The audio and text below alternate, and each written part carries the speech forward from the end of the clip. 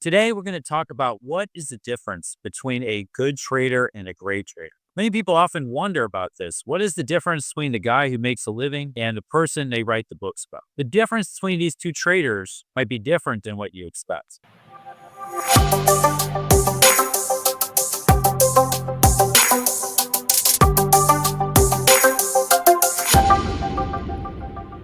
First of all, the biggest difference between the good trader and the great trader, it's not how smart they are. It's not how great their technology is. It's not how much money they have. It's not who they know. It's not their infrastructure. It is really about their psychological mindset. That is the difference. The good trader goes for decent sized wins and a higher win rate. The great trader goes after really big wins.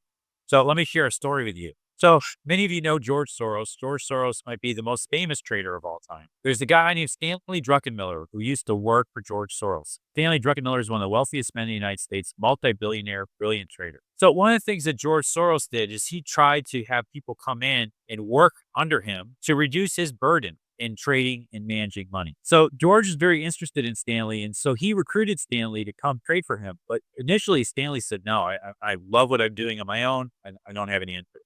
But George persisted in pursuing Stanley over several years. And finally, he convinced Stanley to join him. So Stanley said, when I made the commitment to join George, I was so excited because here I was getting to go work side by side with one of the greatest traders of this generation. And I was so excited for everything that I was going to learn from George. So I said, I got there and I started working with George. And it was really interesting because very quickly I started to realize like, wow, my model is as good as George's is. And this technique I use is as good as George's, maybe even better. I went there thinking that George was a genius, that he had these mystical techniques and these mystical models, that I was going to upgrade my knowledge and my skill. But he said quickly he realized that George's stuff was about the same as Stanley's because he actually was kind of disappointed. So what was the difference? Stanley said that he quickly started to see the difference when he would have a trade idea. And so he'd start to put a trade on, and George would come sit down next to him and say, well, tell me, what do you think, Stanley? And he's like, well, I like this trade here where we're getting long in the end. He's okay. So Stanley would explain his thesis, and George would say, I really like it. Why are you doing it so small? And Stanley would be, what do you mean? Because that position's way too small. You need to do it bigger. Stanley's like, okay.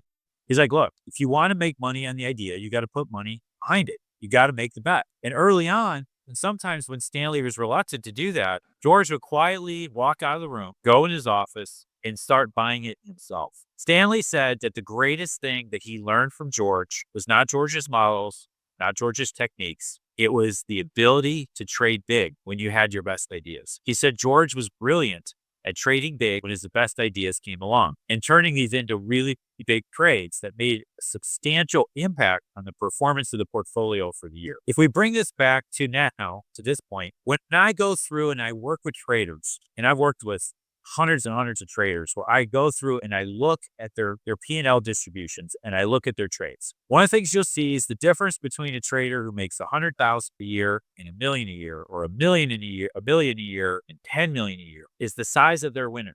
That is the difference. A really simple rule of thumb is you can take all your trades and rank them from your biggest winner to your worst trade. And then go take the top 10% of that sample, add up the P&L of the top 10 trades. And what you'll find is that oftentimes that P&L will equal your total trading P&L. So think about that for a sec. Your top 10% of your trades are your P&L. That means that 90% of your trades, 90% of your effort are for zero, break even. So if I look at the top 10% of a good trader versus the top 10% of a great trader, the great trader's top 10% of trades will be much bigger than the good trader. And why is that? Because the great trader gets much bigger win.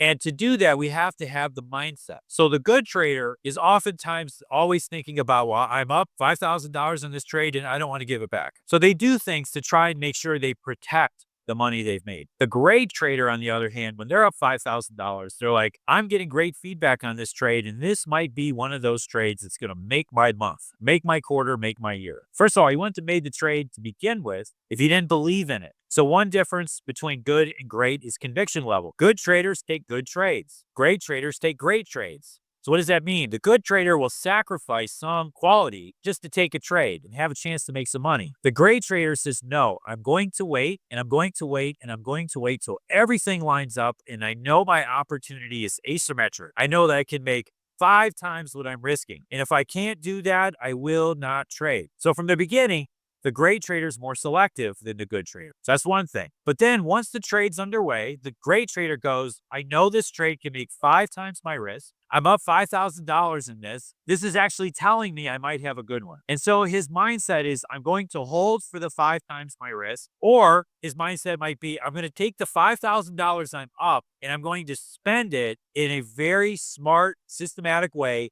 to add to my exposure and make the trade even bigger. I'm going to press my bet. And so the good trader is taking profits, keeping his capital safe, and he gets a decent return. The great trader is holding and adding and pushing and waiting. And some of these, they go from 5,000 back to a full loss. But he's okay with that. He's totally fine with that. The good trader's upset. Oh my gosh, I was up 5 grand and I gave it back. Oh, what an idiot I am. The great trader goes, I know this is part of the game. Because if I'm just patient and I wait, I'm going to get paid. So some of them go bad. A lot of them may go bad. But when they work, they work. And one great trade can literally make 5 or 10 times as much money as what the good trader made on the same idea. Same trade, same idea, same entry, maybe even the same position size. So what I encourage you to do is go look at your trades. First of all, better be recording your trades. If you don't record your trades, that's a problem. You got to start there. Record your trades, then go look at your sample and rank them biggest to smallest and look at the top 10% and see what your results are. Then challenge yourself and go, what could I have done? Go back and look at those individual trades that are your top 10% and go see where you got out versus what was left in the trade. And I think you're going to find that a lot of these trades have a lot more to pay you than what you got. Do that analysis, and I think it will blow your mind. And for that, I will see you next week on Trader Tip Tuesday. Make sure you check out our website, tradingmatrix.com. We've got a free lesson there for you that can be really helpful to introduce you to how we think about trading. So everybody have a great week, and I will see you next week. Take care, and God bless.